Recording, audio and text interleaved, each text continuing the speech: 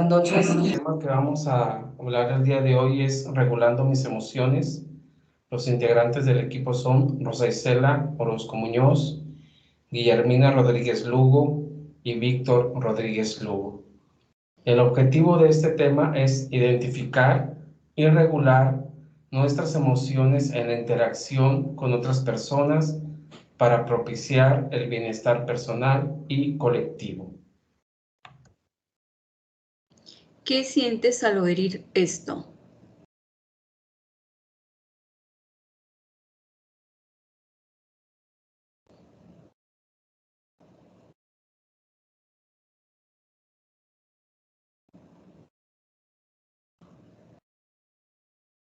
¿Qué sientes al ver esto?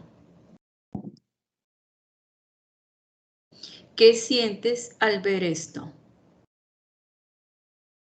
Estas imágenes pueden provocar en nosotros expresiones coloquiales como tengo un nudo en la garganta, tengo el estómago hecho un nudo, tengo los nervios a flor de piel o me quita el sueño, que son expresiones que de alguna manera nos indican que las emociones van ligadas con reacciones corporales. Todas las emociones pueden afectar nuestra salud. Por ejemplo, podemos ver nosotros como la ira puede afectar íntimamente lo que es el hígado y también cómo otras emociones pueden afectar cualquier órgano de nuestro cuerpo. Entonces, las enfermedades son una tentativa de autocuración, una reacción biológica de supervivencia frente a un acontecimiento emocional. Por lo tanto, el bienestar emocional, según la Organización Mundial de la Salud, es un estado de ánimo en el cual una persona cuenta con sus propios recursos como aptitudes para poder afrontar las presiones normales de la vida, para poder trabajar de una manera productiva y contribuir al bienestar común. Por lo tanto, la emoción y la salud van ligadas siempre con tres aspectos muy importantes. Por ejemplo, el yo del centro es nuestra persona. Va ligado con el sentirme yo bien, es decir, va ligado con cómo me siento de una manera de introspección. Otro de los puntos básicos es cómo yo me relaciono con los demás, es decir, yo, cómo puedo influir en las emociones de los demás. Y otro punto muy importante es el aspecto laboral, cómo estoy yo con respecto a mi relación con el trabajo. Por lo tanto, las emociones positivas pueden prevenir siempre enfermedades, reducir la intensidad y la duración. También contribuyen a alcanzar niveles elevados de bienestar subjetivo. Creo que son las emociones. Según Vizquerra, una emoción es un estado complejo del organismo, caracterizado por una excitación o una perturbación que predispone una respuesta organizada. Las emociones se generan como una respuesta a un acontecimiento externo o interno. ¿Qué es regular las emociones? La regulación emocional es la capacidad para manejar las emociones de forma apropiada. Supone tomar conciencia de la relación entre emoción, cognición y comportamiento, tener buenas estrategias de afrontamiento, capacidad para autogenerar emociones positivas.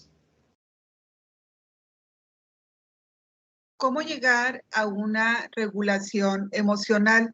Aquí se muestran 6 pasos que voy a describir brevemente a continuación. La apertura emocional, es decir, la capacidad de tener acceso consciente a todas nuestras emociones y aceptarlas tal y como son, ya sea positivas o negativas.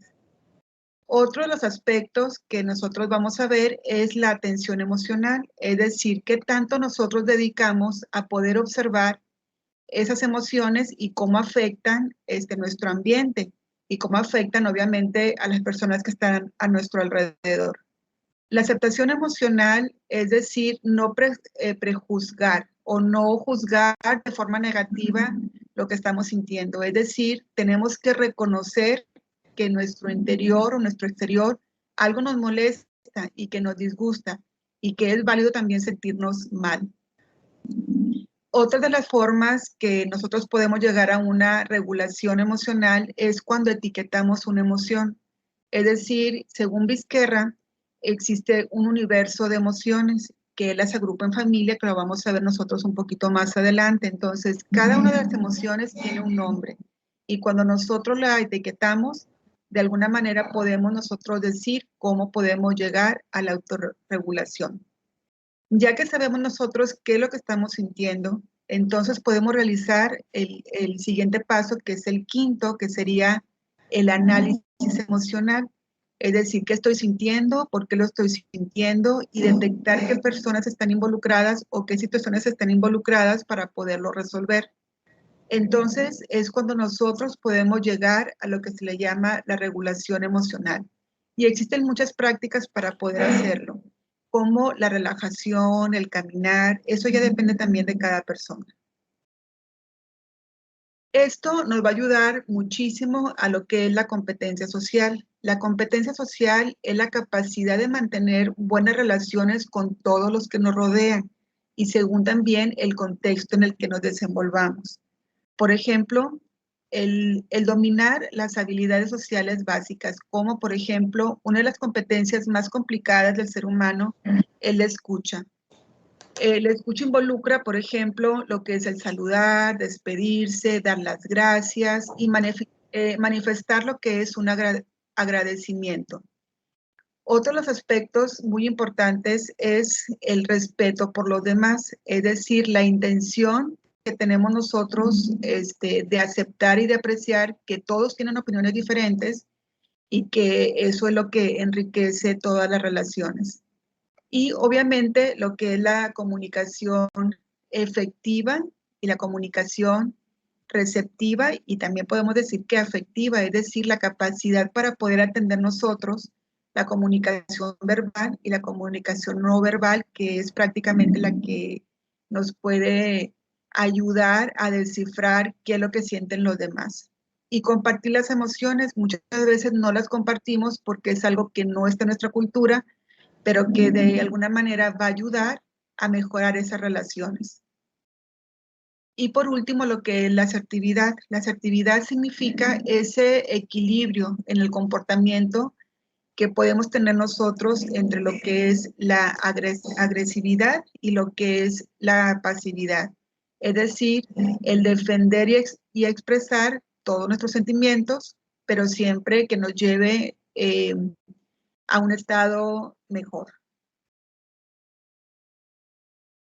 Por lo tanto, es muy importante practicar lo que es la prevención y la solución de conflictos. Esto implica la capacidad para poder identificar aquellas situaciones en donde pudiera haber unos riesgos o comportamientos riesgosos que pueden causar situaciones incómodas o desagradables. Por lo tanto, al detectarlo nosotros, podemos tener la capacidad para poder gestionar esas situaciones emocionales y poder cambiarlas o transformarlas por algo positivo. La competencia para la vida y el bienestar. La competencia para la vida y el bienestar es lo que nosotros le llamamos la capacidad para adoptar comportamientos que sean apropiados y responsables para poder afrontar satisfactoriamente todos los desafíos diarios de la vida, ya sean personales, profesionales, familiares, sociales y de tiempo libre. Por lo tanto, vamos a dar algunos ejemplos de cómo transformar estas emociones. Todas las emociones son buenas. Sin embargo, conviene dejar claro que las emociones negativas no significa que sean emociones malas. A veces este concepto se ha establecido de una manera errónea entre lo que negativo que es malo o positivo a lo que es bueno, pero no necesariamente es así. Y ahorita vamos a ver nosotros algunos ejemplos. Todo este universo de emociones que rige nuestra conducta se clasifica en grandes galaxias, como nos menciona Vizquerra en su libro El universo de las emociones.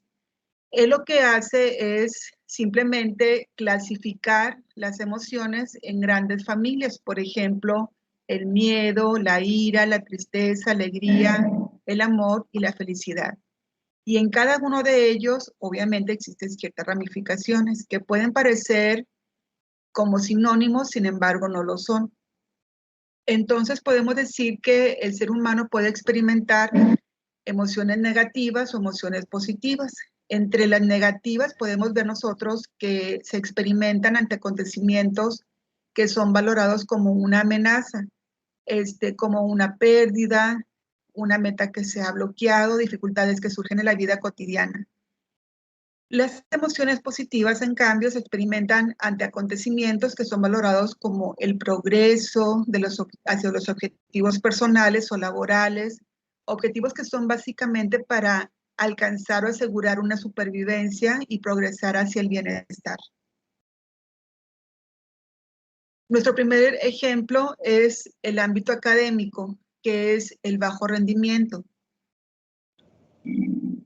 Aquí encontramos lo que es el miedo. En lo positivo, conocer cuáles son los precedentes de cada unidad de aprendizaje, inclusive la de los maestros, por la cual a lo mejor los alumnos, por miedo, pues van a entregar sus tareas a tiempo y en forma y de manera efectiva. En cambio, lo negativo, una de las emociones más presentes en los estudiantes es el miedo, ya que por el trabajo en el equipo, que muchas veces hay aspectos que mencionan que no los aceptan en ese equipo. ¿De qué manera nosotros podemos apoyar a los estudiantes a que ellos puedan expresar sus emociones? Según Vizquerra, él tiene la técnica de Nemo.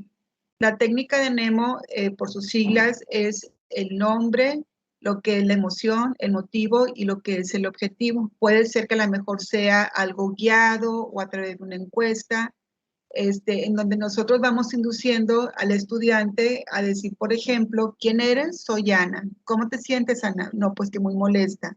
¿Por qué? Porque no entregaron los compañeros el trabajo a tiempo. ¿Y cuál fue el motivo? No, pues que no había internet.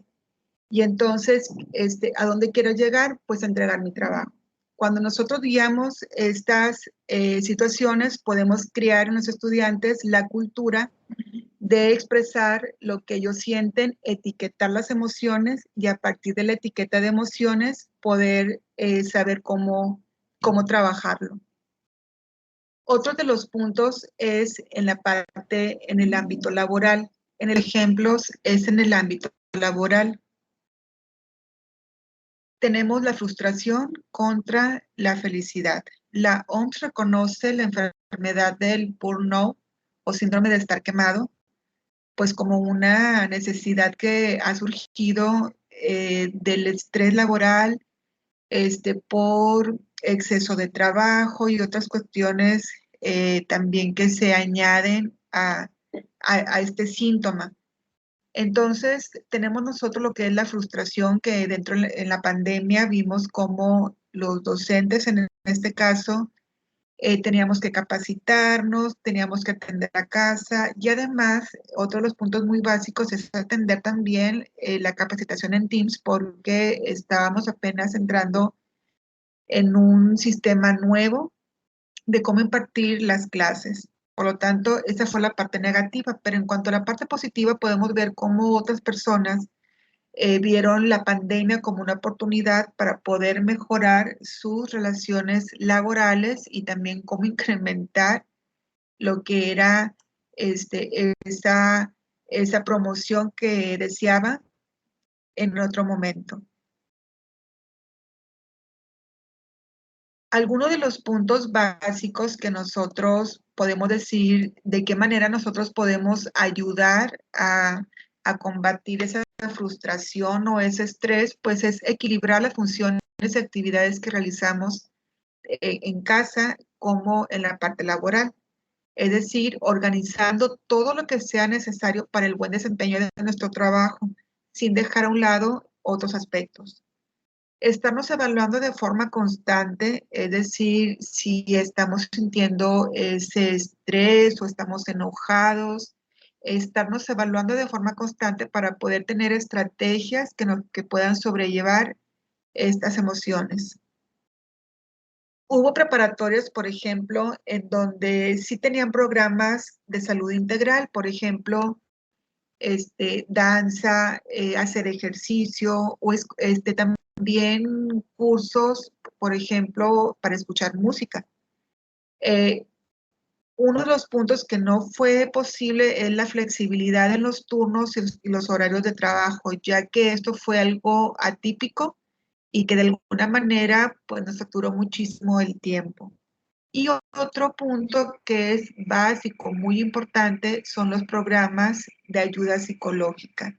Estos de alguna manera apoyaron a estudiantes, a docentes, a poder salir adelante de esta situación. Entonces, estas son algunas estrategias que podemos nosotros para combatir o transformar aquellas emociones negativas en positivas. El departamento de psicología.